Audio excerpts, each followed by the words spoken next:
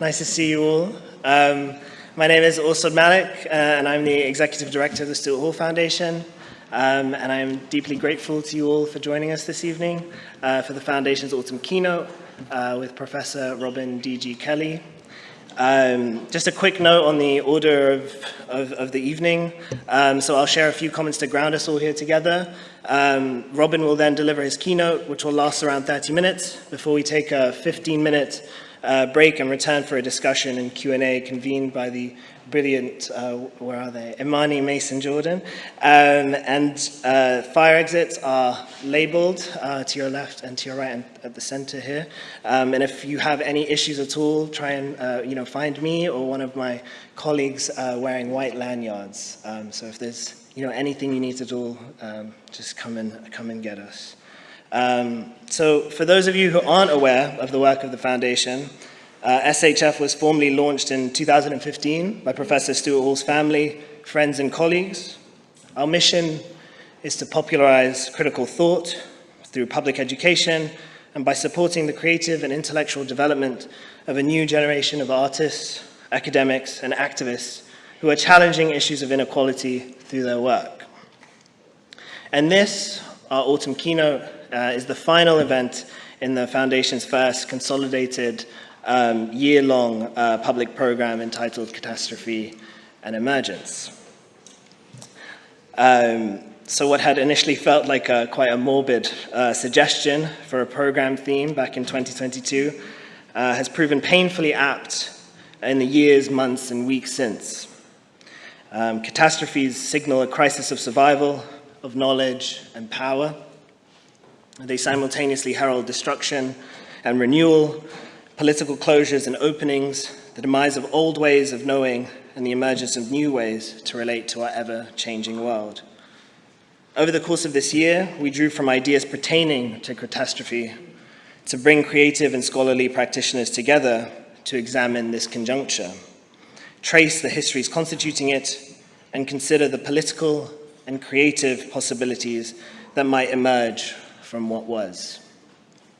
To borrow from Stuart Hall, our 2024 program has endeavored to start from that full insertion in the present, in its struggles, its challenges, its dangers, to interrogate the past and to search within it for the genealogy of the present situation.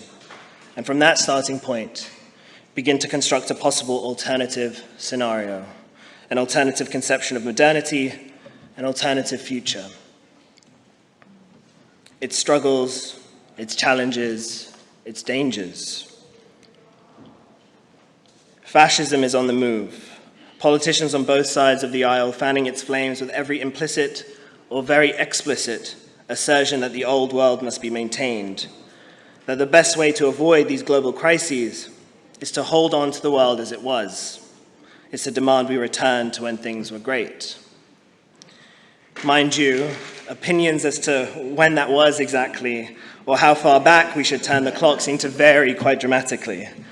For some, it's when their country's complexion was not muddied by the likes of me and you, when those who existed outside of the narrow field of normativity could not be seen, heard, or occupying positions of influence. For others, it's when the consequences of the West's imperial exploits did not amass at our borders, in numbers that reflect the extent of the violence and plunder our governments inflict over there.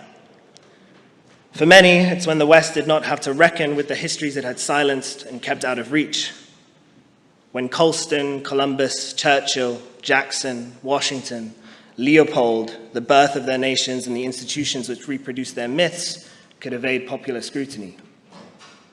But for most, it's when society wasn't so polarized, when power was concentrated at the center, when liberalism, with an alluring smile and relative ease, could dismiss or absorb progressive challenges from the left, while courting the right to justify gutting public infrastructure, surveilling black and brown communities, and the concurrent bombing of Libya, Iraq, Sudan, Somalia, Afghanistan, Yemen, Syria, and anywhere else democracy is in jeopardy, without repercussion, without penalty.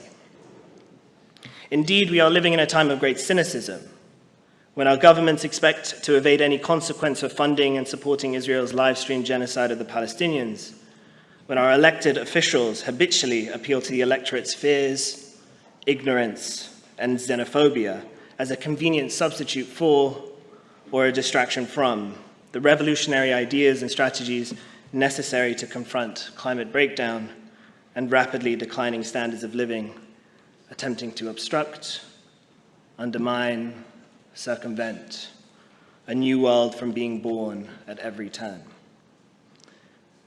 While those in power are committed to maintaining the world as it is, I am reminded and deeply inspired by the fact that throughout history, it is ordinary people who have widened definitions of justice and freedom, who have, in spite of state repression and foreclosures, opened up spaces for liberatory dreaming and the everyday practice of bringing a more just world to bear. I think here of the internationalism expressed throughout the student encampments popping up across the globe, of the fortnightly anti-war protests, some of the largest in British history, opposing genocide. I think of people getting together to read, to organize with their neighbors, to risk their safety, obstructing the imperial war machine, challenge draconian policing bills, and organizing against the landlords benefiting from our housing crisis. It's clear, at least to me, that the path towards a liberatory future lies in the struggles of ordinary people. And where do we go when we want to learn how to tune in to this continuum of resistance? Learn how to lend our ears to the emergent, how to freedom dream, how to draw links between social movements of the past and present to guide us towards new political, economic, and cultural horizons. We think with C.L.R. James and Gramsci and Cedric Robinson. We think with Amy and Suzanne Césaire, France and Josie Fanon. We think with Bell Hooks and Stuart Hall. We think with Gail Lewis and François Vergès. We think with June Jordan, Emery Douglas, and Imani Mason Jordan. We think with Robin D.G. Kelley.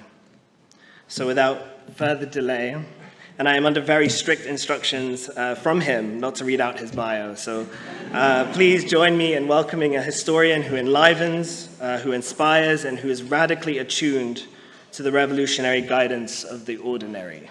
Professor Robin D.G. Kelley.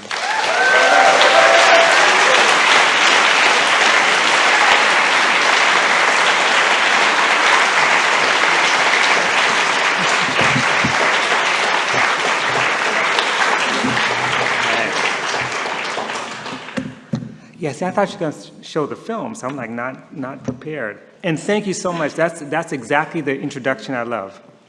Just say, Google me. That's all you have to do. Okay, so let me just jump right in because I have, I want to say a couple of thank yous and we're going to listen to some music. So I want to thank the Stuart Hall Foundation for this extraordinary opportunity, to Arsad and Harriet, to Imani Mason Jordan for taking the time to talk with me. I hope I could sound smart, but we'll see how that works out. And especially to Catherine Hall.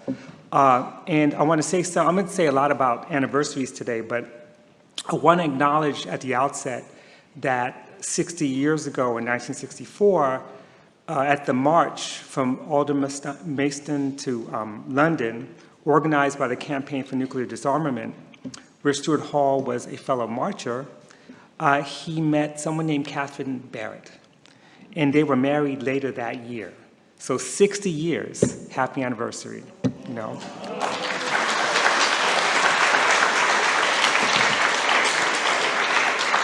Okay, so now let's listen to some music, and I'll tell you about it in a second.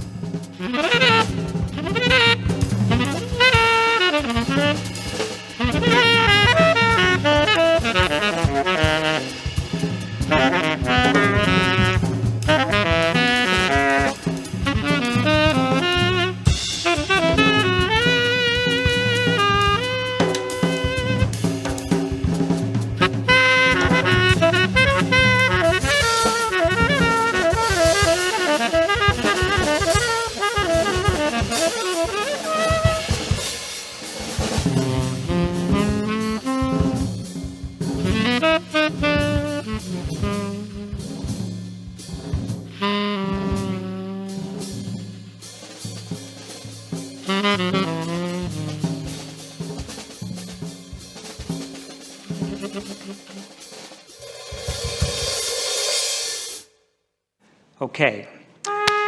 That's it. That's actually the first part. I'll tell you about that. But before I say anything, I had some other music planned, other than what I'm going to talk about in a second. And that my original plan was actually to have live the rapper-producer Lil Jon come through the aisles, basically, music pumping, the mic at his mouth, shouting, "Realign for what?" Now, of course, if you didn't watch the Democratic National Convention in Chicago or read Stuart Hall's Hard Road to Renewal, we had a chapter called Realignment for What, you wouldn't know what I'm talking about. So that's all the more reason to read Stuart. But what you just heard was a piece called State of Emergence Suite, Thesis Movement 1 by the South African drummer, composer, scholar, activist Asher Gamedze, from his debut LP, Dialectic Soul. And it is the first of a three-part suite called Thesis, Antithesis, Synthesis, which in his words is a meditation on the colonial dialectic. I'm quoting, "the violence of colonialism, capitalism, and the many different chapters and phases of resistance to it." Now, in the liner notes for the album, regarding this piece, I wrote that in the face of catastrophe, right, movements are always, quote, in a state of emergence, never complete, never finished, always moving. And this, I think, captures the theme of my brief reflections tonight. Catastrophe and emergence are not competing movements or tendencies, nor are they always easily distinguishable, but they are part of a single open dialectic. I mean, catastrophe itself derives from the Greek catastrophein, meaning to overturn, which interestingly enough mirrors the definition of revolution. Catastrophe originally referred to the conclusion or final event of a dramatic theater work, and today we know it refers to misfortune, to ruin, to a destructive natural event. Of course, Edward Glissant's metaphor of the Middle Passage, the world's great catastrophe, as a womb and an abyss through which New World culture was born in the amniotic fluid of unremitting violence, perhaps best ties catastrophe to rebirth and revolution. And by the way, I'm not the first one or the last to evoke Glissant on catastrophe. Emergence comes from the French and Latin to rise up, or rise from or out of anything that surrounds, covers, or conceals. And of course, what rises up, what is emergent, isn't always good. Fascism emerged in response to crisis. So part of my task tonight is to reflect on the current conjuncture, the multiple catastrophes we're facing, and what is emergent, though I'm not going to speculate as to what's going to come. I don't know. You could figure that out. But instead, to think about past conjunctures, and that is to say, moments when a combination of events, circumstances, conditions created systemic crises, ruptures that open possibilities for systemic change, all in 30 minutes. That said, we ought to think of conjunctures, and this is my argument, not as discrete periods, but rather as overlapping concentric circles where the traces of the past continue to flash up, or better yet, like the music you just heard, polyrhythms operating on multiple timelines. Now, as Marxists, we are often trapped by laws of historical change, by stadial frameworks that peg cycles entirely to the movement of capital. This is useful to a point, but we too quickly attribute the source of capital's internal dynamics, falling rate of profit, surpluses, etc., rather than struggle, that is, struggle by people in motion, strikes, rebellions, war, migration, radical shifts in ruling class composition and ideology. Walter Benjamin asserts in one of his theses on the philosophy of history that, quote, the tradition of the oppressed teaches us that the state of emergency in which we live is not the exception but the rule. Then, once we understand that, we shall clearly realize that it is our task to bring about a real state of emergency. In other words, normalization, that idea that the state, and this is me speaking, the state of things is natural and the logic behind it becomes common sense, conceals the state of emergency. That the most oppressed not only recognize, but endures and resists. For Benjamin, to articulate the tradition of the oppressed historically means, quote, to seize hold of a memory as it flashes up at a moment of danger. To resist normalization and create a real state of emergency challenges consensus and the legitimacy of the dominant order. It means that those in power can no longer lead, but can only rule, as Antonio Gramsci put it. He explained, quote, the crisis consists precisely in the fact that the old is dying and the new cannot be born. In this interregnum, morbid phenomena of the most varied kind comes to pass. Now, moving beyond this interregnum requires a kind of qualitative leap that is more than seizing opportunity. It's more than what Walter Schinkel's, I think, correctly worries is, quote, a lack of political imagination beyond crisis recovery and beyond politics as problem management. For Benjamin, it meant a political vision of a future that can transcend the limits of context, beyond both the catastrophe and its recovery, or our recovery. A political critique that understands history as flashes of moments of danger that attends to the traditions of the oppressed. It can generate the sort of political critique and vision that moves beyond opportunity to revolution. Now, attending to the traditions of the oppressed begs the question, crisis for whom, right? Imperialist expansion, dispossession, enslavement, and colonial violence was not altered by capital's boom and bust cycles. To put it another way, during the Gilded Age or the Roaring '20s, in other words, a period celebrated for capitalist growth, the Congolese were still getting their hands chopped off, right, for not harvesting enough rubber. Long before any late capitalist crisis was declared, people living in ghettos and barrios with underfunded, crumbling schools that are now annexed to the criminal justice system, terrorized by police, millions displaced by perpetual war, deported or detained, femicide and other forms of gender violence was rampant. Indigenous people across the planet were perpetually killed by the state and incarcerated in disproportionate numbers and still subject to ongoing dispossession, resource extraction, and the violation of sovereign rights. So what all of these permanent crises, not to mention fascism, have in common is their roots in the colonial past and present. So I want to make the case that at the heart of the current catastrophes is the big conjuncture of colonialism, which is not over. Time permitting, I want to revisit key moments that will allow me to connect the dots, but also talk about historical contingencies in the long and ongoing struggle for decolonization. So let's begin with the most obvious and most pressing catastrophe, Israel's genocidal war on Palestinians. Now, while it might appear unprecedented to some, it is not. Palestinians have been insisting that this is a repeat of the Nakba of 1948, but with bigger weapons. The Netanyahu regime does not represent a break, but a continuation of ruling settler colonial power in Israel going back to its founding to the Labor Party. This is not to say nothing has changed, and as Stuart Hall warns us about naming everything fascism, we need to pay attention to dynamics, realignments, the global isolation of Israel, the change in Palestinian leadership, etc. But we have to also recognize that the 500,000 Israelis in the streets, like right now, are not calling for an end to occupation. They're not calling for decolonization or self-determination. They simply want a temporary ceasefire to return the remaining hostages before Israel and the US could finish the job. So I turned to Stuart Hall's 1988 book, The Hard Road to Renewal, Thatcherism and the Crisis of the Left, to help us think about this moment. And by the way, I have Stuart Hall stories. I met Stuart Hall.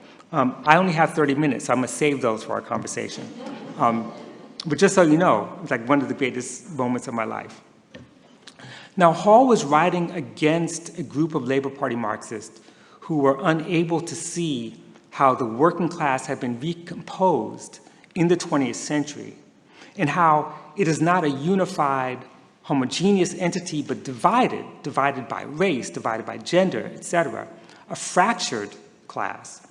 And he took issue with what he called low-hanging economism, pointing instead to political and cultural explanations for Thatcherism rather than falling back on the more simplistic, disaffected white working class left behind arguments, right? So Thatcherism forged a relationship between free market liberalism and traditional conservative themes that emerge in the context of what Hall calls a crisis of national identity and culture precipitated by the unresolved psychic trauma of the end of empire. In other words, to make Britain great again is to restore the old order of Anglo-Saxonism, imperial glory, a racialized patriotism, and heteropatriarchal authority.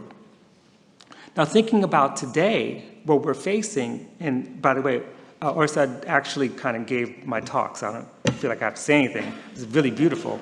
But what Hall called the Great Moving Right Show feels like a rerun, right? Doesn't it? Read that essay, by the way. But it's not a rerun.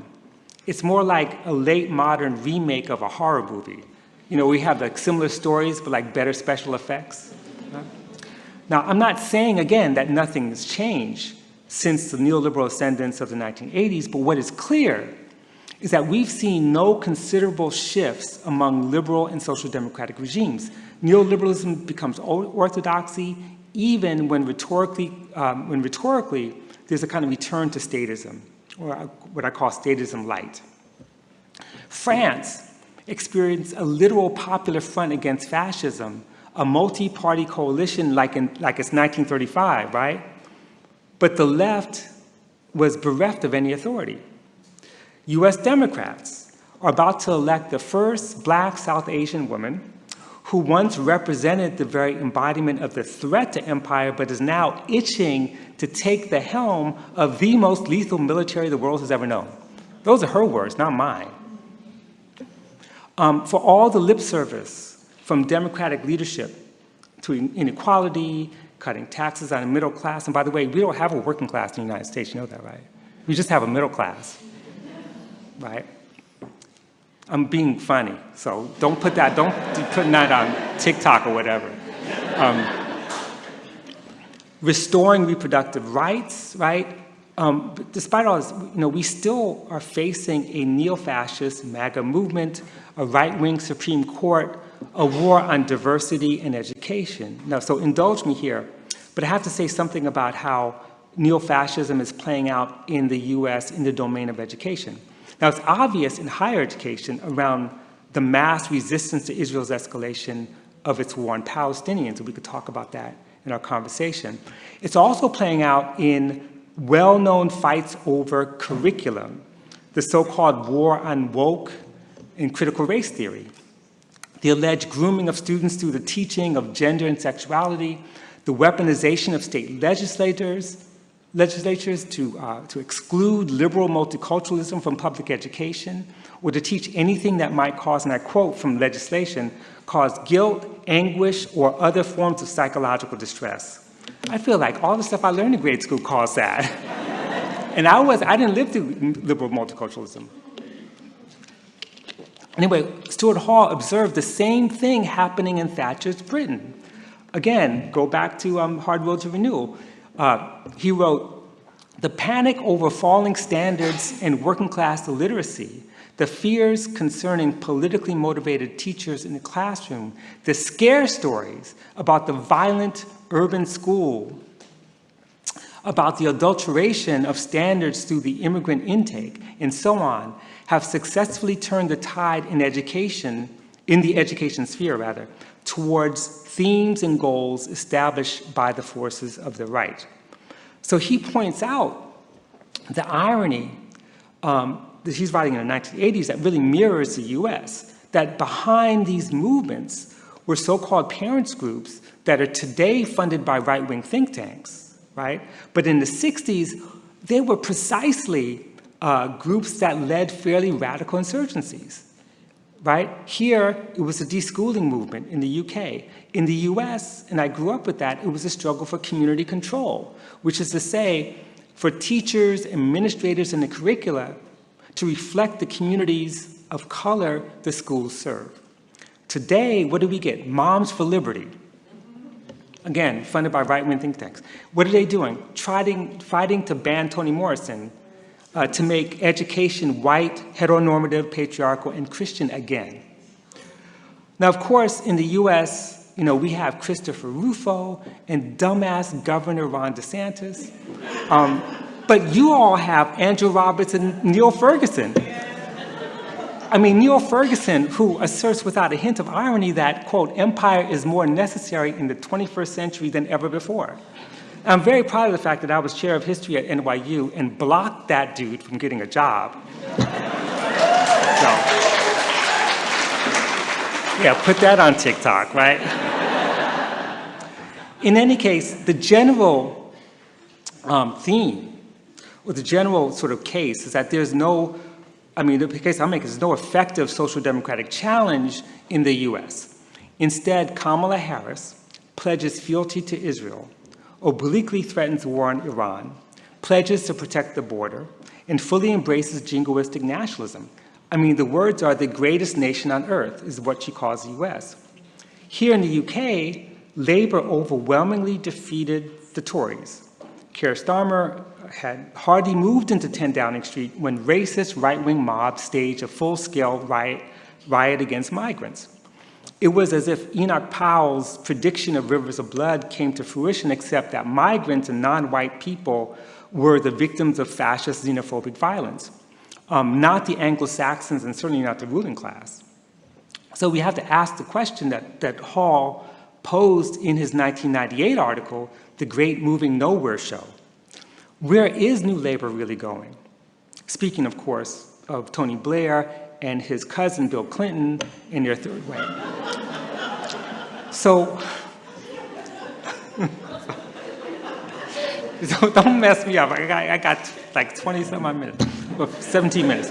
Okay, so Hall's conclusion then and now was prescient that, and I quote, "The Blair project is still essentially framed by and moving on terrain defined by Thatcherism. Mrs. Thatcher had a project. Blair's historic project is adjusting us to it.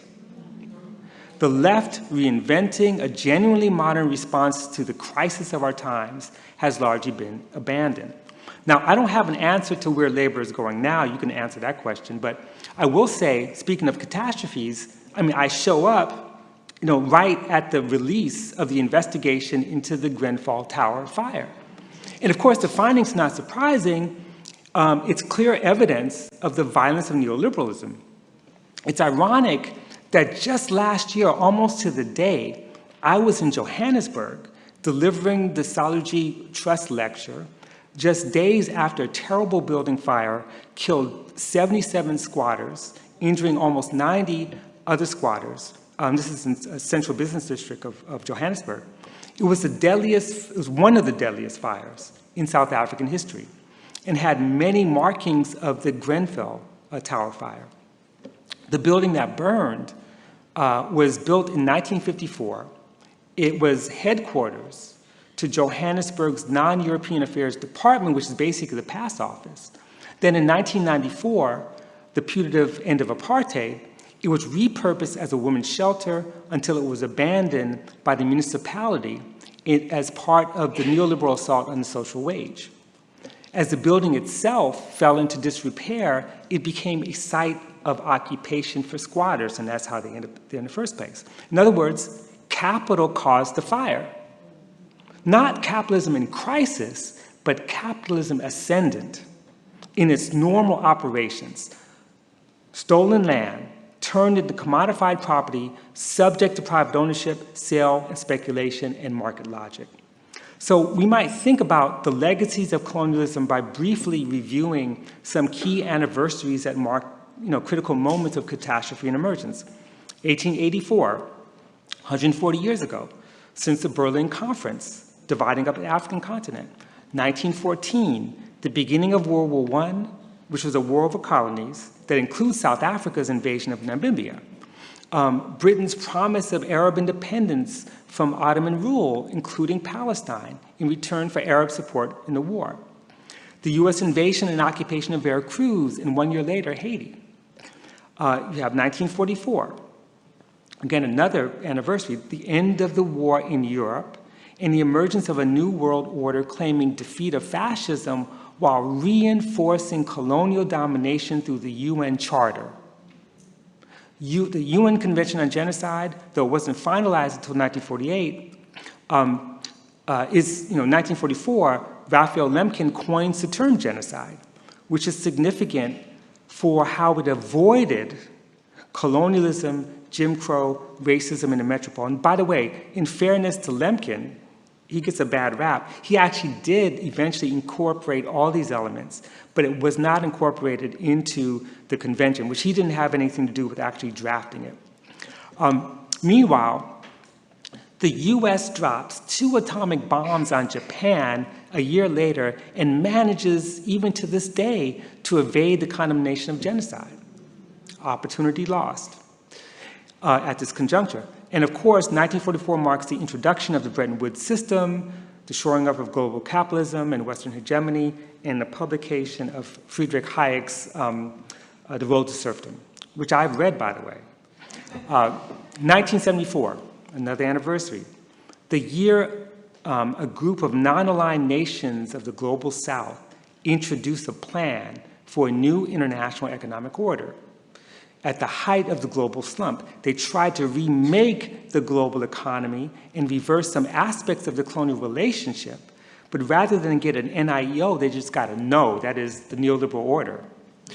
1974 was also the year the General Assembly, the UN General Assembly, reaffirmed the rights of the Palestinian people to self-determination, national independence and sovereignty, and the right to return.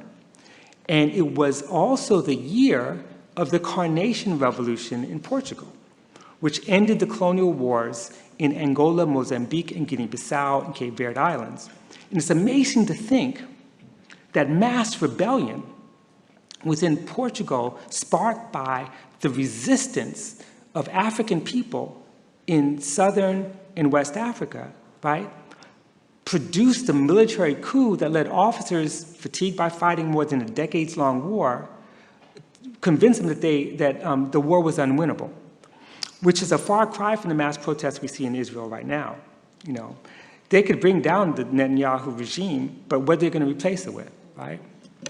But I point to 1974 and its aftermath as an emergence, an interregnum, because it appeared that socialism was actually winning.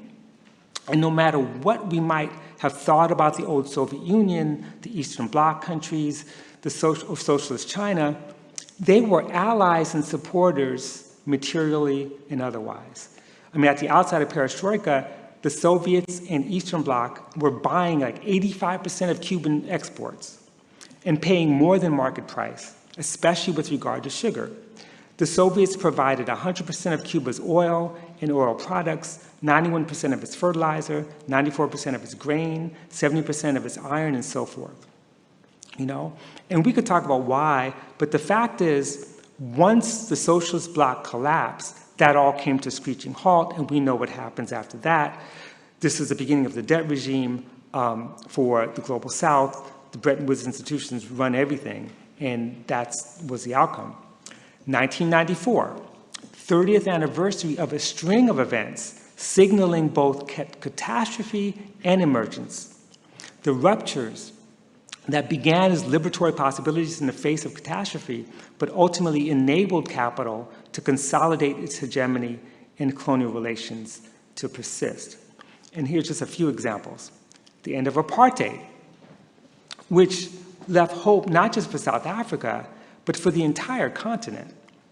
But instead of the realization of the Freedom Charter, we get South Africa's neoliberal turn, which undermined the prospects of popular democracy within the country by turning to market fundamentalism and away from a vision of society that applies the nation's wealth to people's needs. 1994 is the year of the North American Free Trade Agreement, which eliminated barriers to trade and investments, between the U.S., Canada, and Mexico. And that enabled U.S. manufacturers to move to Mexico, take advantage of lower wages, strengthen U.S. agribusiness at the expense of Mexican farmers, who, in order to compete, were forced to use more fertilizers and increase acreage, which of course accelerated environmental havoc and deforestation. And the most devastating thing about NAFTA was it meant the repeal of Article 27 of Mexico's Constitution, which had protected Indian communal land holdings from sale or privatization. Then you have emergence. As a consequence, the peasants in Chiapas, Mexico, launched the Zapatista movement, which in turn is the spark for the entire global justice movement. In other words, the anti-globalization movement emerges from peasants in Mexico, resisting the proliferation of sweatshops, the privatization of publicly owned industries, transnational corporations undermining local economies, etc. And of course, the destruction of indigenous communities. Finally, 1994 was supposed to usher in the beginning of Palestinian self-determination, the implementation of the first Oslo Accord ceding Gaza and most of the West Bank to the PLO. But dreams of emergence proved to be catastrophic, and we know this now. Instead, it was the beginning of the sham Palestinian Authority. That same year, 1994, an Israeli settler massacred 29 Palestinians as they worshipped at Hebron's Ibrahimi Mosque. But the legacies of colonialism did not arrest a global realignment that transformed the ruling classes of the nations of the Global South into capitalist powers. Their emergence produced a new level of catastrophe, both for their citizens and the world. And here I'm talking about the BRICS, Brazil, Russia, India, China, and South Africa. Now, some people will disagree with me, and I don't feel like fighting with you tonight because I'm kind of tired, jet lag.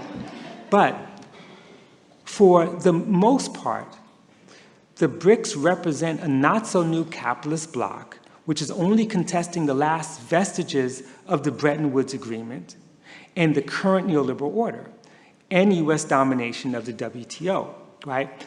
They are not trying to reform capitalism, and they're certainly not trying to build social democracy. Rather, the BRICS want to alter their relations with the U.S. and the global economy to benefit who? The ruling classes. Let's not forget that the world's largest far-right force is in India, right? Modi's BJP. Or that South Africa brought the historic genocide case against Israel, which we're all very happy about, on the eve of its own political reckoning, as it is racked with its own xenophobia, deepening economic inequality, war on organized labor, high rates of homelessness, and both South Africa and India are racked with extremely high rates of gender violence. And at a moment when Congo is facing levels of violence that arguably reach the threshold of genocide, China and Russia are among the main drivers of mineral extraction. They invest in mega developments like the Congo River Inga hydropower project. They mine cobalt. They practice a modern form of imperialism.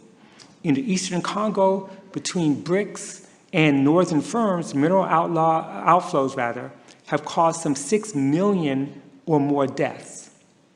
And with China providing military support for the DRC to protect its own investments in cobalt mining, by most estimates, nearly 7 million people have been internally displaced by war. And we could talk more about the BRICS, but my visit to South Africa last year also coincided with, or occurred, on the heels of the BRICS summit in Johannesburg, where it was announced that 6 new members would become full BRICS members in January 2024. Who are these members? Argentina, right, under the Malay regime, Egypt, Ethiopia, the United Arab Emirates, Saudi Arabia, and Iran. Now, I think this is significant because as we talk about the genocide in Sudan, we have to recognize that the conflict between the Sudanese armed forces and the paramilitary rapid support forces is essentially a proxy war between Saudi Arabia and the United Arab Emirates, where both seek to expand their influence and power in the region and crush the popular democratic Sudanese revolution of 2019. Meanwhile, Sudanese fleeing for their lives go to places like Tunisia and are being left to starve on the border, attacked by Libyan forces on one side, attacked by Algerian forces on the other. Anti-blackness erased Africa from the popular rebellions of 2011, which is why they weren't called the African Spring. Most of those countries were African countries, but it doesn't matter. They call it the African Spring. They call it the Arab Spring, because Arabs were envisioned as the modern democratic civilizing force resisting African regression. In that world, in our world, Arabs are considered the regression, right? So I'm running out of time here, so let me just say one last example, and that is turning to the anniversary of 2014, the convergence of the killing of Eric Garner and Mike Brown and others in the 51-day war in Gaza revealed the relationship between militarized police, war, U.S.-Israel collaboration in waging war on racialized subject peoples, and of course we had the Deadly Exchange campaign come out of that. And these were more than solidarity statements on both sides. Organizers recognize the U.S. and Israeli security states not as exceptional, but as part of a global neoliberal racial regime. We should always bear in mind that Operations Defensive Shield, Determined Path, Autumn Clouds, Summer Rains, Cast Lead, Returning Echo, Protective Edge, Brothers Keepers, these are all wars on people in Gaza, are not exceptional episodes, but the rule. Like Operation Ghetto Storm, right? Or Brazil's pacifying police units waging war on poor black favela residents, or Nigeria's Special Anti-Robbery Squad, or SARS, which has brutalized poor people in Lagos. So here the idea of abolition, abolishing the entire carceral system, and the police had been in circulation for a while, but it was in the summer and fall of 2014 that it began to seize hold of a segment of the public. And I'm gonna skip over some other stuff, but let me just say that, it's all set the stage for spring 2020. Now, we are living through an era when abolition and revolution are used almost interchangeably. Both are often presented as processes that will resolve humanity's most pressing contradictions. Both are means toward liberation. And by the way, not everyone uses abolition the same way. There's all kinds of elected officials who got behind the abolition bandwagon, and they called that police reform. But the fact is, they're not the same thing. Abolition and liberation and revolution are not the same thing. And the meanings of abolition and revolution are not settled. However, I would argue that today's abolitionists, the genuine abolitionists, are potentially today's revolutionaries. Genuine abolition requires revolution. It entails ending the array of carceral and gendered racial capitalist institutions that dominate our lives. and render much of humanity insecure and vulnerable to premature death. It demands a reordering of things by redirecting resources from prisons, police, and the military toward education, universal health care, housing, living wage jobs, green energy, and a system of transformative justice free of cages, torture, banishment, and death, and grounded in the principles of accountability, care, and repair. Abolition must be feminist, anti-racist, anti-nationalist, and anti-ableist, committed to eradicating all forms of oppression, exploitation, and violence, to freeing the body from the constraints of inherited and imposed normativities, to eliminating borders and protecting the earth. So we arrive at the present, and I want to close with the words of Stuart Hall, but with a caveat, which I believe, with which he'd agree. He told interviewer Laurie Taylor, and I quote, Gramsci said, "Turn your face violently toward things as they exist now, not as you'd like them to be, not as you think they were 10 years ago, not as they're written about in the sacred text, but as they really are, contradictory, stony ground of the present conjuncture," like the contradictory, stony ground of the present conjuncture. Now, I completely agree with that. I would add that the present conjuncture exists within what Asher Gamedze calls the colonial dialectic, the violence of colonialism, capitalism, and the many different chapters and phases of resistance to it. The present conjuncture includes the indigenous land back movement. It includes the fight for reparations for kidnapping, forced labor, and genocidal policies. And very concretely, here in England, the victims of British torture and mass execution, as we saw with the suppression of the Mau Mau rebellion in Kenya. Their case, and others like them, will become a precedent for Palestinians to seek restitution and reparation for the genocide they're enduring right now since 1948. So we have work to do.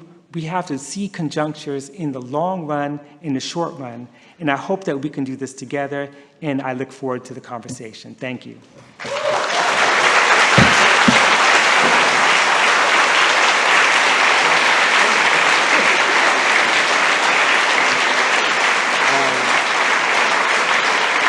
Thank you, everyone. We're going to take a 15-minute break, grab refreshments, do what you need to do, and come back here in about 15 minutes, and then we'll begin the discussion. Okay.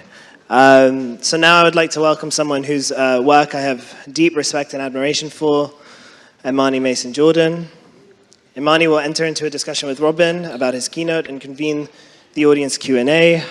So during the audience Q&A, if we could please keep questions as brief and as succinct to leave as much space for our, for others to contribute to the discussion. So if we can be extra mindful of that, that would be great.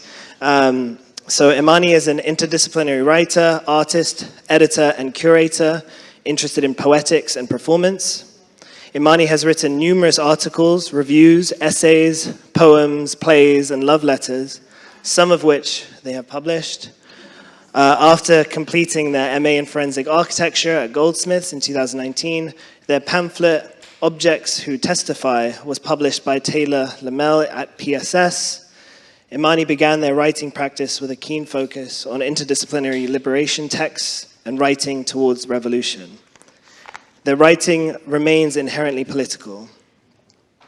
Since 2016, they have developed a keen interest in oration, experimentation, and practices of reading aloud, from which they have synthesized a performance practice that centers writing and collaboration, as well as using the speaking voice as an instrument. So please join me in welcoming Imani Mason Jordan.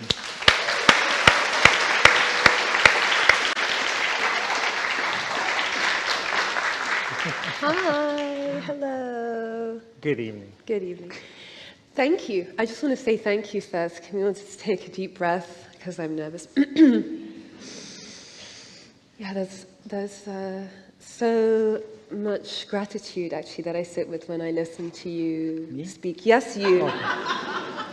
Yes, you take us on a real historical journey, and I really appreciate it. One of the things that we kind of spoke about in our pre-chat, and as I sat listening, you know, there's this very clear relationship that you kind of expand outwards from Asher around this colonial capital dialectic. And I wonder if you can, because you ended on abolition, if you can kind of speak a little bit to maybe the third element in, can you have a trialectic?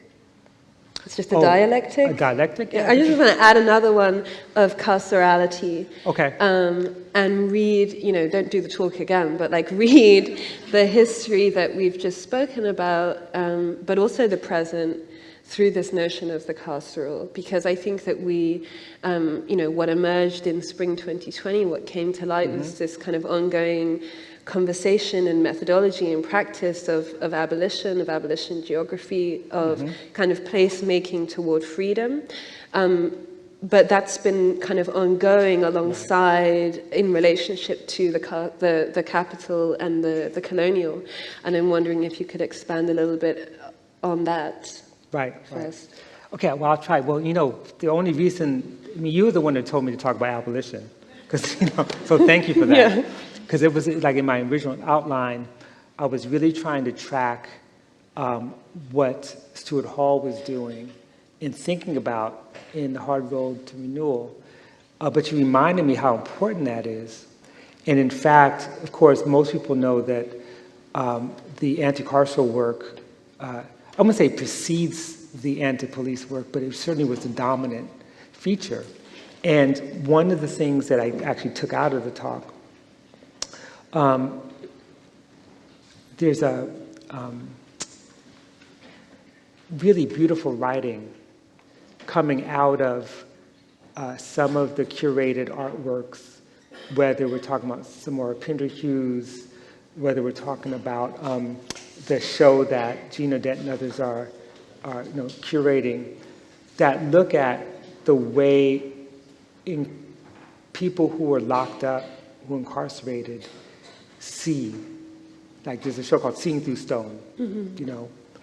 And one of the things I thought about was when we talk about the emergence and the vision of what's possible, there are so many amazing examples of conceptions of freedom that have certain clarity within spaces of confinement. And part of that also entails recognizing that the prison is not a place only, but it is also the thing that we're all dealing with, whether we're inside or outside. You know, the sort of the prisons within us, the way that, you know, the kind of carceral logics know no boundaries, the way the carceral logics, you know, shape the entire, we're talking about Israel, the entire sort of military industrial system, the relationship between companies like G4S and others are creating carceral logics that are everywhere. Even the idea that you lock people up rather than finding pathways to restore them back to communities. And that's not something that I think in the 1980s, during that period of crisis, that people were really paying attention to. In fact, even in the 80s, at the sort of early stages of neoliberalism, and I'm not just talking about carceral feminists, but a lot of people, even coming out of black movements in the United States, felt like that is the best way to resolve the contradictions of capital. And so that's why I agree in thinking about anti-carceral logics as kind of foundational to any liberatory practice, in that anti-carceral logics are also tied to the thinking and visions of artists and writers who are like inside, you know. I guess, you mentioned in your talk, people who have been incarcerated, but also I think the question for me, or the importance of abolition and carcerality and understanding kind of that framework for me is because in order to understand the trajectory that you've kind of shared with us, we also have to understand in practice how it is enforced by the state, right? Which is always through, particular kinds of violence. So you mentioned Israel. Of course, you've seen a lot of a kind of framing of understanding the ways in which Israel occupies land as also being a carceral kind of methodology. You spoke about SARS briefly, and so I'm thinking about this as a way to understand the kind of internationalism of colonialism and capitalism, but also that something about their push, their trajectory is also this very carceral kind of engine that we are now coming to as abolitionists, or through the lens of abolition, which is often ends up becoming a conversation about how we relate to one another and how we deal with kind of what we deem as human problems, which are actually problems of the colonial and the carceral, right? Exactly. And that is the source. I mean, the workhouse, forgive me, I think like a historian. I don't know what's going to happen tomorrow. Thank you. But I think about things like, the origins of the workhouse in England right here, and how much of the workhouse was tied to, again, colonial expansion. Of course, you're dealing with a population that's considered surplus, and of course, like all the great, I say great with quotes, thinkers of the Enlightenment, of the English Enlightenment, were arguing that, like the age of incarceration should be like 4 years old. I'm not making that up. But what's interesting about the way that the workhouse becomes one alternative to what we can call like colonization, like you either go to the workhouse or Triple Tree in Tyburn, or you go to New World to be a colonizer. You think about the way that the slave ship itself, the floating prison, which was probably the most elaborate carceral system in the modern world at that time, was used and was foundational, not just in terms of the passage of people moving them across the Atlantic, as Glissant talks about. And of course, Catherine Hall talks about this. But also just how they were protecting property through this carceral system, how they ensured, African bodies and would get a payout after that.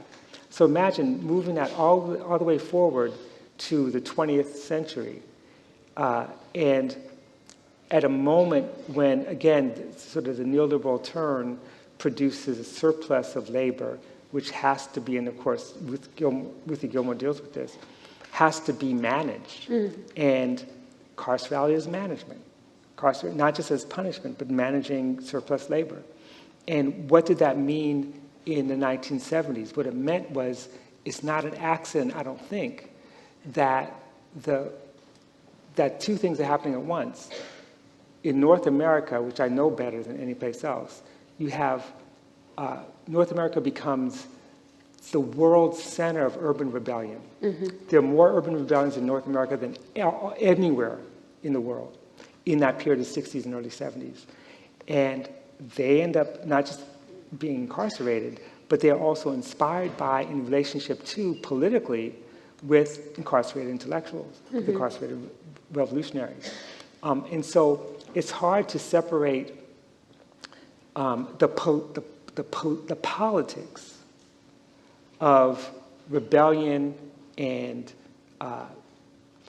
resistance to caging from the crisis of the 1970s. So when I said in my talk that sometimes we put so much emphasis on periodic crisis and cycles of boom-bust cycles rather than the actual movement of people, those prison rebellions all over the country, not just Attica, coincided with the urban rebellions, which produced a crisis for the United States of America, which produced a crisis for the rest of the world. And it's not an accident that those people in those rebellions are also, again, they have connections and ties to movements all over the Western Hemisphere, in Africa, Europe, and Asia.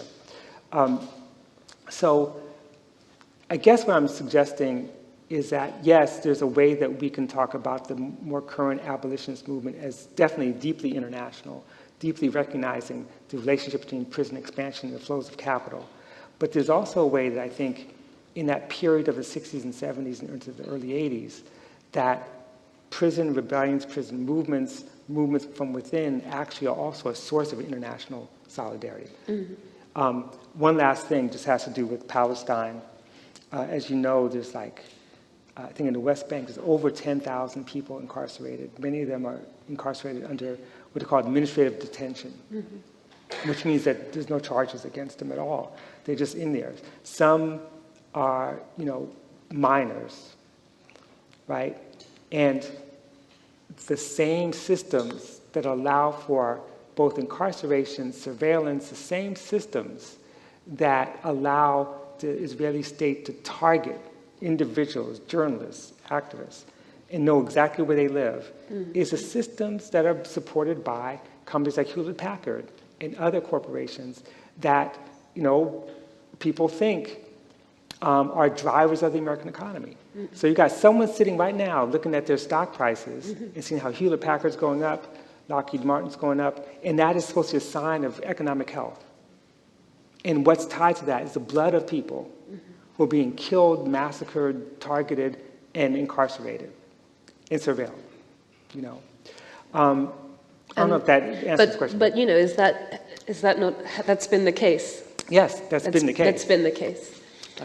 That's been the case. And this is why, again, I keep thinking about, how do we disentangle a certain kind of Marxist analysis that argues that the ebbs and flows of capital determine movements, as opposed to movements determine the ebbs and flows of capital. And that some of those movements are not necessarily the proletariat as we know it in the old-fashioned way. And that's why, Stuart Hall, forgive me, I want to talk about Stuart Hall. But he was so great about saying, his critique of what he called the hard left, saying we cannot, he was very much like Rakesley Boggs, they're very much the same. You got to begin where people are and got to begin with an analysis, a theoretical analysis of the social, cultural, economic, and political circumstances. And with that, he had a very sharp critique of the hard left, what he called the hard left. And I guess I'm trying to sort of follow that, although people call me an anarchist, so what, And I'm, you're not really a Marxist, but I don't know what that means. I don't know what that means. I'm just trying to make sense of the world. But again, I keep going back to, I'm sorry. Okay, I'm sorry. Is it Lisa? Yeah, sweetie, I'm in the middle of my talk. Okay, yes. No, yeah, there's time change. Okay, love you. I'm sorry, that's my wife. Yeah. So, it's not a big deal. But yeah, this is exactly how it's been.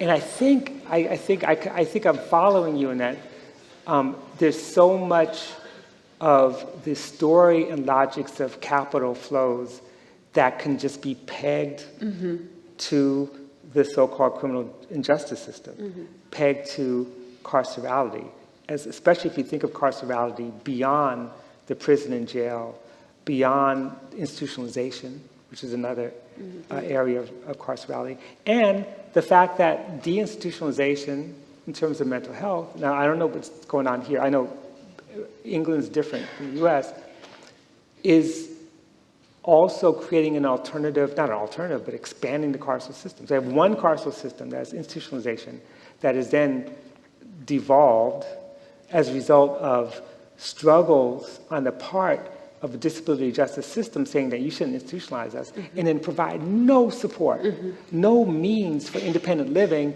and then people end up in the prison system. So you go from one to another. So yeah, and I think they're connected. Yeah. So I guess the following question from that is around catastrophe, crisis, rupture, and what emerges. And seeing as you love talking about Stuart Hall, maybe you could speak a little bit about these theories of kind of conjuncture in relation to crisis, but also, and like catastrophe, but also, I guess what I'm interested in is there's this idea that we're in a crisis all of a sudden, and then there's like an onslaught of political theory which says, well, no, like the crisis already happened, the disaster already happened, the catastrophe already happened, and yet at the same time, the work that we are doing to organize against the relentless death machine is creating an emergency that has not happened yet. Right. So what do we do with this kind of like temporal, spatial complex? Right. See, these are hard questions. Get Lisa back on the phone. I wish I'd gone to school longer. So let me try because I mean, this is exactly one of the points I was trying to make, and that is that when we think about conjunctures, and I don't think Stuart does this. I think a lot of people that I learned from don't do this, but we tend to think of them as trying to figure out what is the convergence of events, conditions, circumstances that produce the conjuncture as if it is a coherent whole, as opposed to people all the time are experiencing different sets of converging circumstances, events that may not even be on the radar. And so part of recognizing and identifying the fact that the boom and bust cycle, for example, or what we think of as maybe, the crisis that gets publicity, the crisis that we recognize, the crisis that gets historicized, may have very little impact. Or have very little relation. I shouldn't say no relation, everything has a relation, but have limited relation to the crises that those people who are the direct descendants of the colonial order may be experiencing all the time. And this is kind of my critique of a particular, again, a certain kind of Marxist understanding of the world in which in the attempt to try to create a universalism, to try to understand, for example, the working class as a whole. And this Cedric Robinson taught me this. He's like, there was no such thing as the mass as a self-evident group. There was never really, that is the idea of a kind of, even if you have like a class for itself versus a class in itself, but the idea of the masses are themselves, differentially related to one another. And so you can have people living crisis from birth to death in terms of what they actually experience, and don't actually even have to deal with the kind of ebb and flow. And then you have other people who never experience crisis. In the ruling classes. And so I do think it's important to rethink conjunctures. And all I want to do with this little talk, which by the way, I kind of finished at 5 o'clock today, so some of the things I hadn't really thought through. But to think of the colonial capitalist dialectic as itself a big conjuncture that, kind of moves through the various complicated moments that we tend to identify as conjuncture. In other words, there's multiple. And the idea of the multiple timeline is that that's how the music that we grew up with is not necessarily metrical. We sometimes think of history as metrical. Like, we have to try to find how things end up coinciding and looking for relationships. And when sometimes there are no direct, obvious relationships. And part of our job is to make the relationship, to make the connection. So if you have a working class insurgency, a movement, and they are not dealing with, say, trans lives, they're not dealing with the unemployed, they're not dealing with, question of, say, queer liberation, they're not dealing with feminism. I mean, these connections had to be made. They weren't just natural, like the mass. And so how do we make these connections? This brings us back to abolition, and abolition as revolution, because I think of the abolitionist movement I know, there's this insistence on making those connections between things that we don't think go together. And meanwhile, you've got all these Marxists trying to debate whether or not they do go together. And I'm like, of course they go together, because we're talking about the liberation of life itself. And that includes the relationship between plant life and animal life, human life, Like all those things have to be, but how you do that, that's the work. I think I was reading this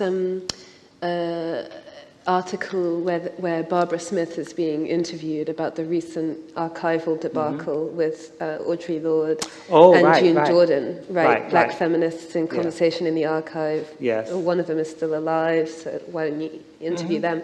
But she's talking about something really important, which I think currently, I don't know, we're in a different place with it maybe, but she's talking about the importance specifically, at the time that she was first organizing, specifically like in the women's movement in the 70s and 80s and early 90s, where coalition building was really important. And I think we tend to, or have been in a moment of finding like-minded people to organize with, rather than to try to so much organize across difference. But what I really appreciate about your contributions theoretically and otherwise around this colonial capitalist dialectic is that looking through that prism, it necessitates coalition of thinking of people, of groups, in order to organize towards anything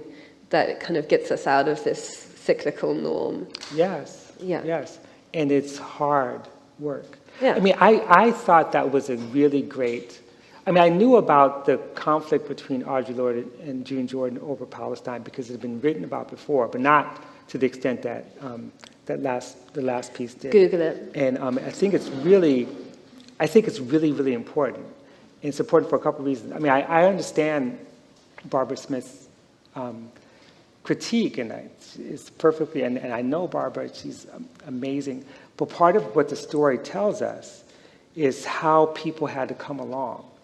It was not about June Jordan versus Audre Lorde. It's about what was required to move to understanding that everything that we learned about Israel as the potential socialist nirvana, the Zionists, the labor Zionists as the best hope we have, all that stuff had to be unlearned. And so June Jordan just happened to be moving, and those debates, the fact that they fought over this, and that Audre Lorde eventually came around, that to me is the real story. And we don't deal enough with the kind of internal debates and struggles. And again, we come back to Stuart Hall. Hard Road to Renewal was a critique of the left, from the left. And I'm sorry, I know that people talk about the snowflake generation and whatnot, but I got students, young students who are wonderful, but they also are afraid to be critiqued or to critique. They think somehow it's personal.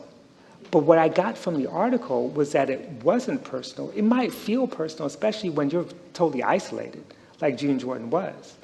But if you go back to the archive and if you actually look at the radical feminist publications coming out, a lot of zines and stuff, there was an advanced position on Palestine. In other words, it wasn't like just a handful of people. There were a lot of people, some of them are anti-Zionist Jewish feminists, who in the 70s were writing some amazing critical things in support, not just critical of Israel, but in support of armed struggle, right?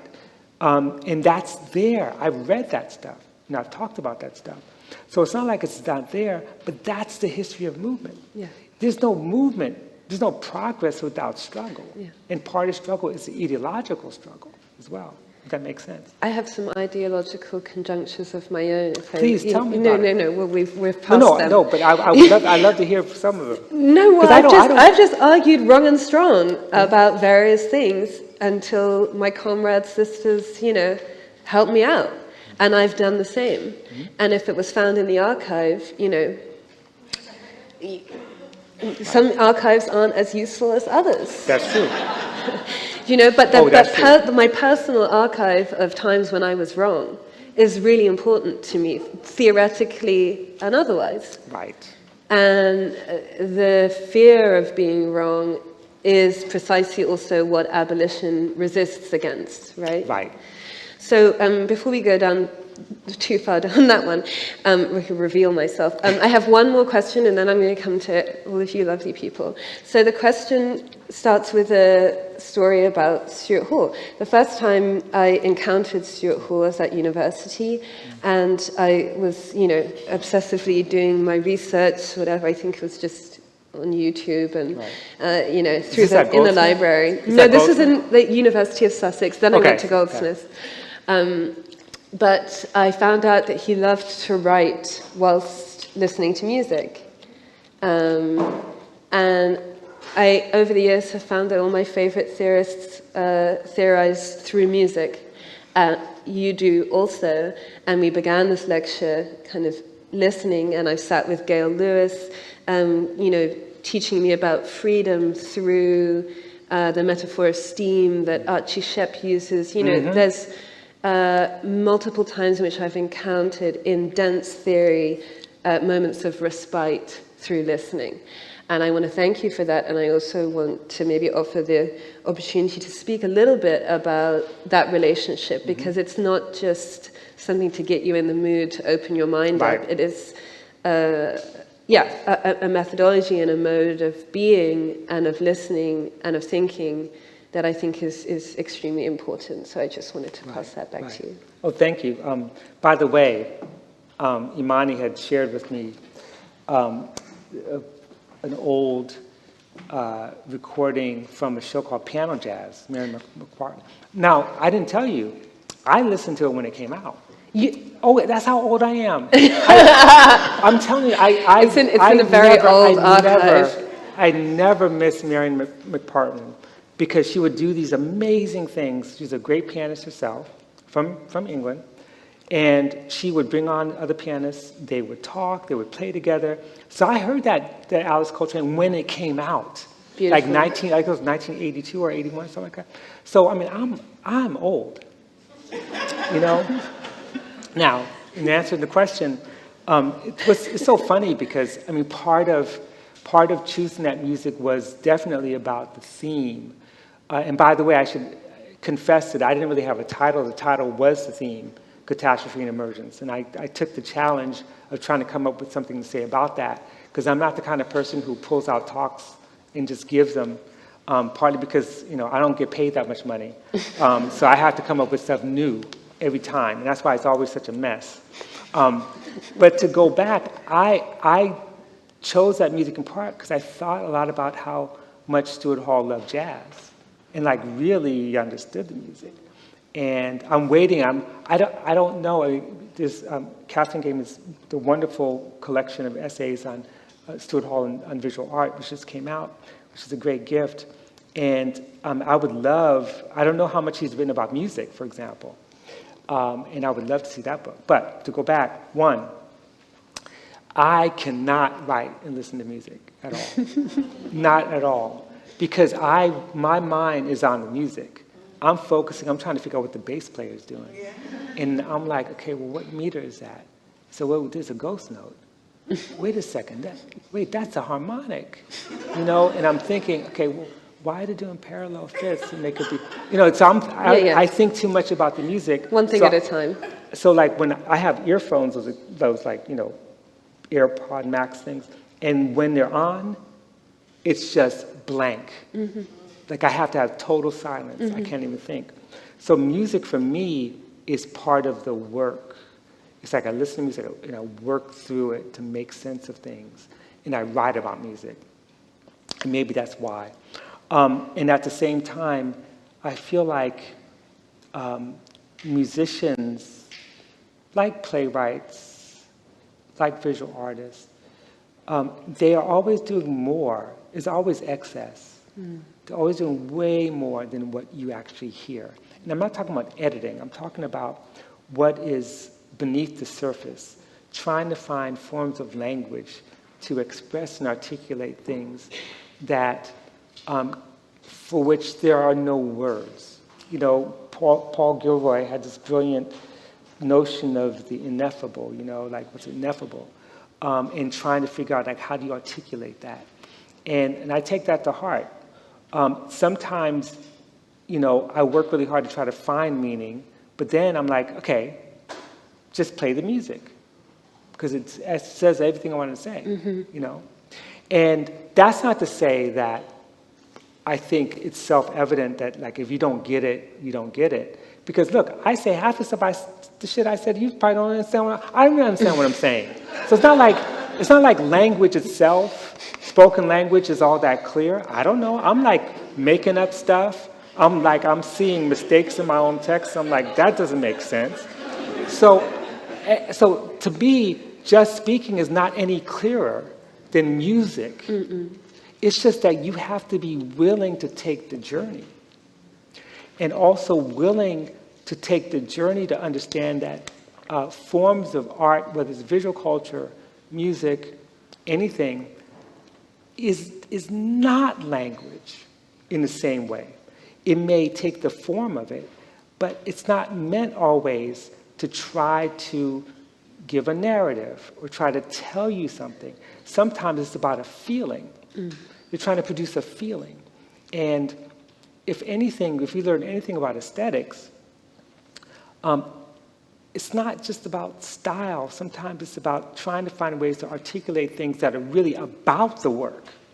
In other words, experimental music is sometimes about trying to figure out new sounds, not necessarily about trying to, like, say, okay, I'm going to basically tell the whole Iraq war story through these, you know, these various modalities. And once I appreciated that and came to terms with it, I was able to write about music without looking for more than that's there, but also trying to find the things that are there that I wasn't looking for. Does that make any sense? I don't know. But I don't know if that answers the question, but, you know. Thank you. Thank you. Well, thank you, Imani. Yeah. Okay. Thank you. You can clap now. Okay.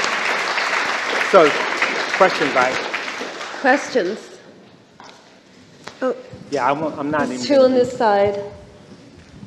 Do we have a mic? Oh, Hi. Thank you very much. I know you. Hi. Thank you very much for a brilliant lecture and a brilliant conversation. I would like to go back to the very end of your talk, where you were speaking about abolition and revolution, and you listed a few things that abolition and revolution must be. One of them was anti-nationalism. Right. So if we are in a colonial moment, which we are, traditionally nationalism was mobilized against colonialism. Right. So I would like to hear you speak about how an anti-nationalist, anti-colonialism might be possible. Right. Thank you. See, I knew I was going to get that question. And it's not easy, because on the one hand, I actually do think, like, for example, the examples I give right before that, in terms of the Carnation Revolution, these were nationalist movements. And within that historical moment, they produced something. They produced, you know, a kind of vision of what society should be based on what they believed the prevailing culture was, what they felt was a kind of using the nation state itself as a lever to create a social democratic, structure to provide for people. But the reason I say anti-nationalist, and this I learned from Cedric Robinson. Cedric Robinson was very anti-nationalist. I know it's hard to believe. People read the very last chapter of Black Marxism and think that he's calling for nationalism, but he's not. There's a difference between nationalism in the form of the nation state and the power of the state to mobilize resources for those who basically are seen as loyal to the state. So in so many post-colonial African countries, you're talking about people trying to form national identities when in fact, they're coming from different places. Sometimes they're part of identities that cross borders. I mean, much of the struggle within the Congo, between Eastern Congo, the Katanga region, and other parts of Congo, had to do with divisions.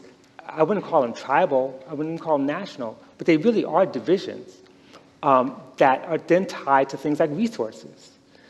If you're particular groups in the Eastern Congo and you have access to that, there's ways in which nationalism itself can suppress those needs or even demands of a certain kind of self-determination. And so part of what I'm trying to suggest is that although I'm sympathetic to nationalism, nationalism is how I came to politics in the first place. But I also think that what we call nationalism sometimes is internationalism. That much of, say, the Black rebellions, they were called nationalists, but they were deeply internationalists in terms of who their allies were, who they identified with. The nationalisms of the Marxist revolutions, the best ones, were deeply internationalist. In other words, building the alliances across nation states. I mean, Palestinian nationalism, I would argue, at its best, it's always internationalist, and so I'm still a little bit ambivalent because I'm not the person to say, like a purist who'd say, well, you know what, you're a nationalist, you're reactionary. That's not true. You could be a revolutionary nationalist, but I think in the end, the revolutionary nationalist is always internationalist. It's always in excess of nationalism. And finally, though I'm not necessarily the person who says we need to abolish the state per se, the state is a problem. It's not, and I know I'm going to get in trouble for that because this is a big debate going on right now among abolitionists. And, I do have anarchist leanings. I won't lie. Look, I just said it. Put that on TikTok, right? But I think the state is a problem, and it's a problem that only can be understood historically. That there are moments when the state is really, really important, and there's other moments when it becomes a fetter.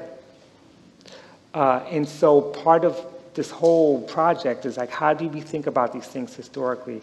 How do we move forward with caution, knowing not to throw away everything, knowing not to call people out just because they're nationalists and build alliances with them, but eventually come to see the world as one. And at the end of Cedric Robinson's, the last paragraph of Black Marxism, he says something to the effect is like, we ought to be one. And everyone reads that as we ought to be one as Black people. But that's not what he's saying. He's saying we have to find a way to be one as a planet. Like, what does that mean? And I might be the only one who thinks that, but I know I'm right. Okay, we have 1 minute left. Oh, I'm sorry. We have.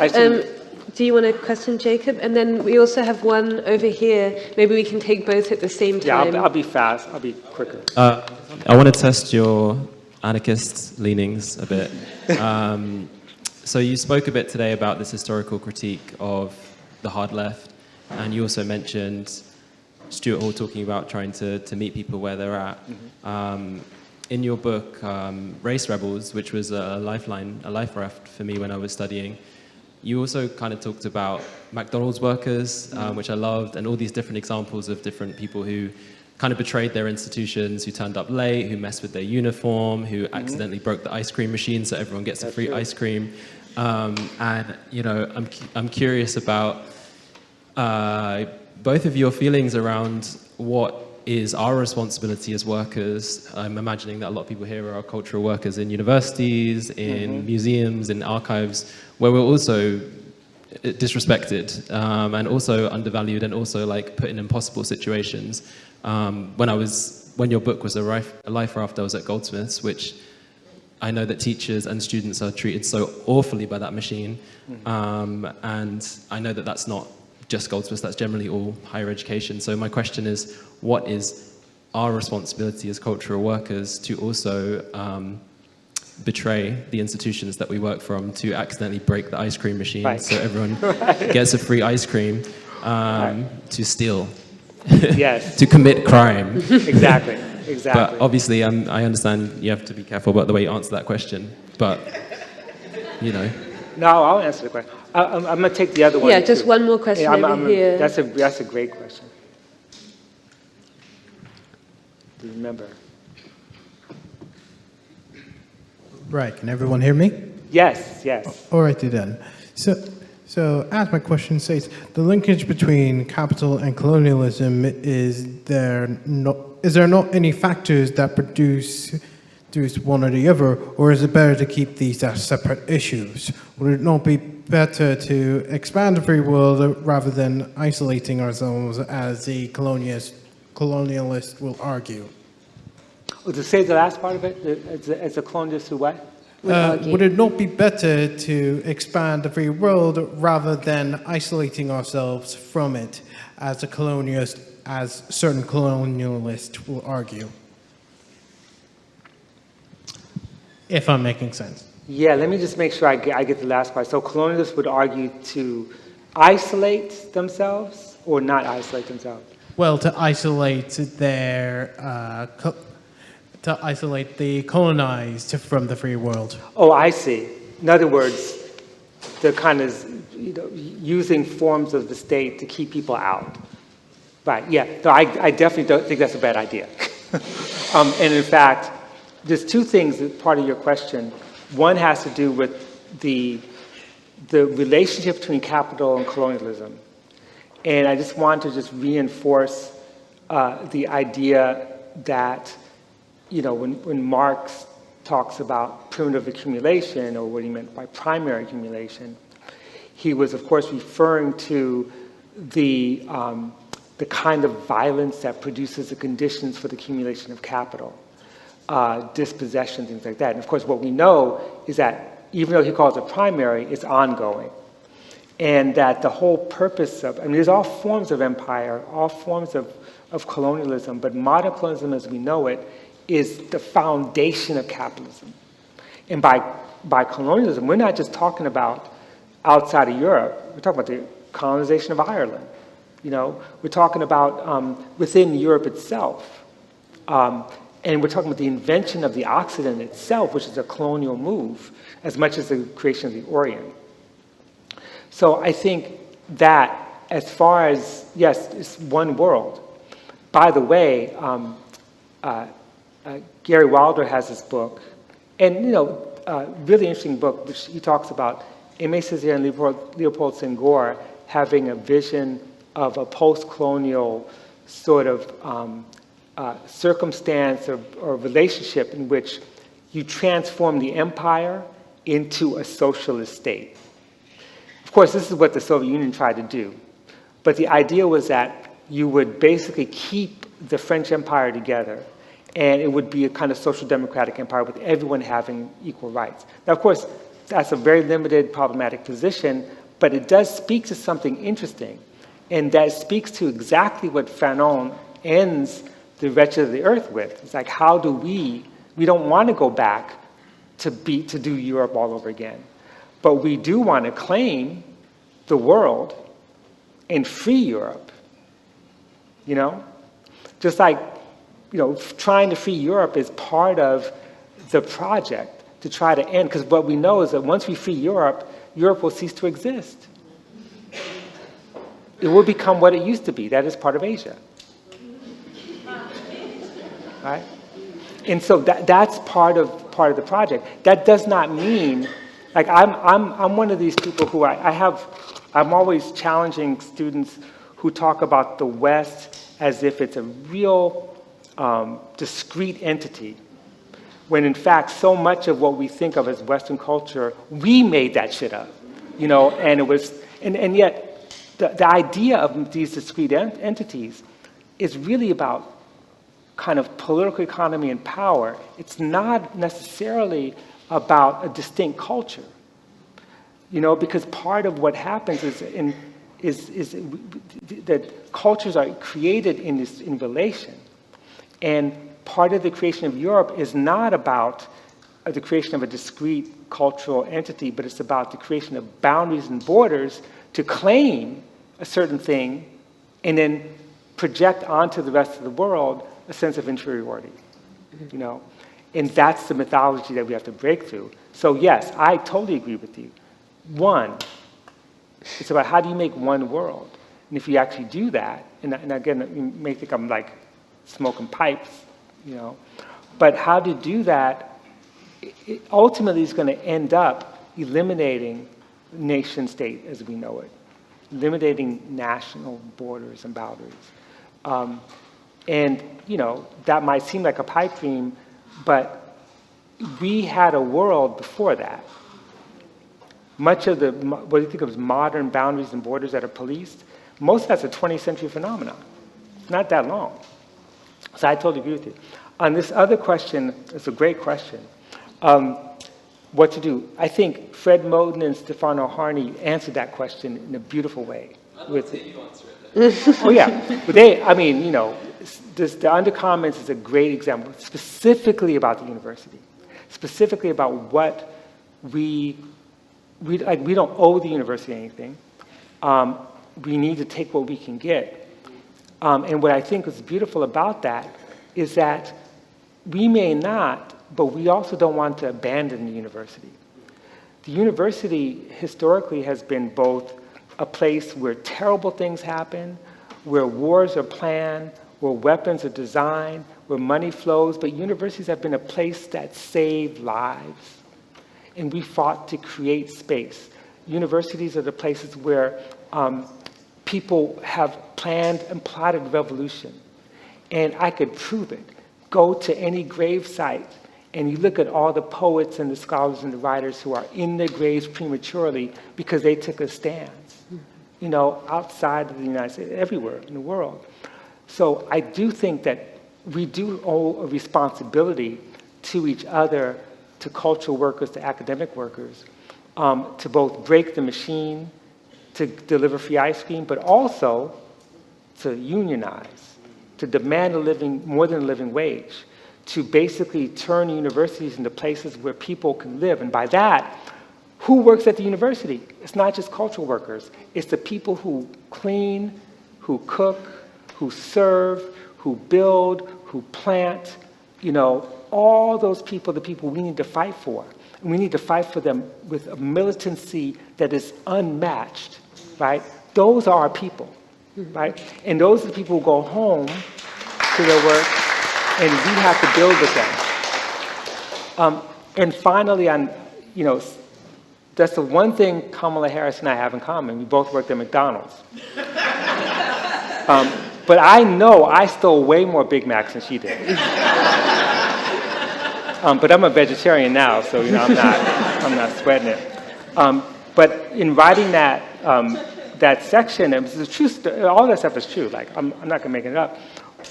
But I think part of dealing with that story of working at McDonald's is about something else I did not address. And that is, work is not always just about wages, working conditions, speed up, slow downs. It's also about dignity. And it's about creativity.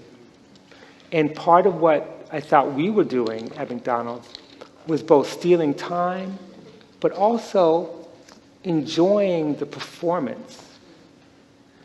And let me tell you, when you're 16 years old, that performance gets you phone numbers. I know you don't know about phone numbers because y'all are like on social media, but in those days it was phone numbers. But that You are old. that dignity, I know I'm old. You are old. Look, You have to finish. I have to cut you off. I would say one last thing, and that is that sense of dignity is so crucial because it's not as if people don't want to work. They don't want to be slaves. They don't want to be disappeared. People love to create something and take, pride in what they've created. And that includes cultural workers. Those of you in the university, you love to work. I mean, even those who unfortunately, tragically, are forced to work 10 jobs and get paid.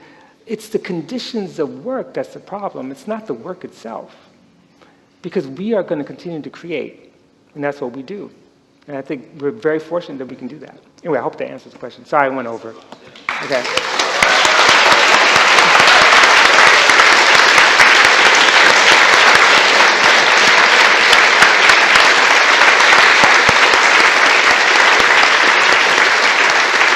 Thank you all. Thank you to Robin. Thank you all for gathering with us this evening in person and online, for sharing space with us as we attempt to make sense of this political moment with the brilliant Robin D.G. Kelley and Imani Mason Jordan. Round of applause.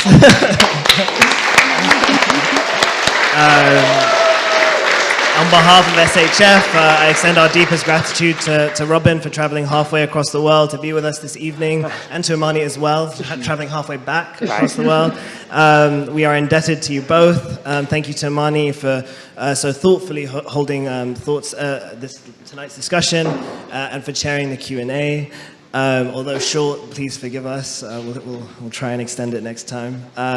Thank you to the brilliant SHF team, particularly Harriet Florio, give us a wave, our head of programs, Tayyib Amin, our program assistant, Maylene Amigan, our operations assistant, without whom these events and our workshops and gatherings would just not come to fruition. And thank you to Holly Elsa and the Conway Hall team as well. And thank you to Words of Color for helping us get the word out about this event. And to our events assistants as well, and to our funders, Esme Fairbairn Foundation, Cocaine Foundation, London Community Foundation, Barrier Mill Melbourne Trust, and the Holic Family Foundation. And lastly, before I let you all go, if you could look at this leaflet that we placed on your seats. On the back, there's a QR code through which you can opt, if you wish, to support the work of the foundation, pledging £10 a month or more. After successfully putting forth our first kind of year-long program, we are already trying to raise money to try and do that again in 2025. To make next year's programs a reality, and if you did enjoy today and enjoy our programs more broadly, please consider becoming a regular donor to the foundation so that we can continue making these events possible and their reverberations. Thank you all so much, and wishing you all safe travels home.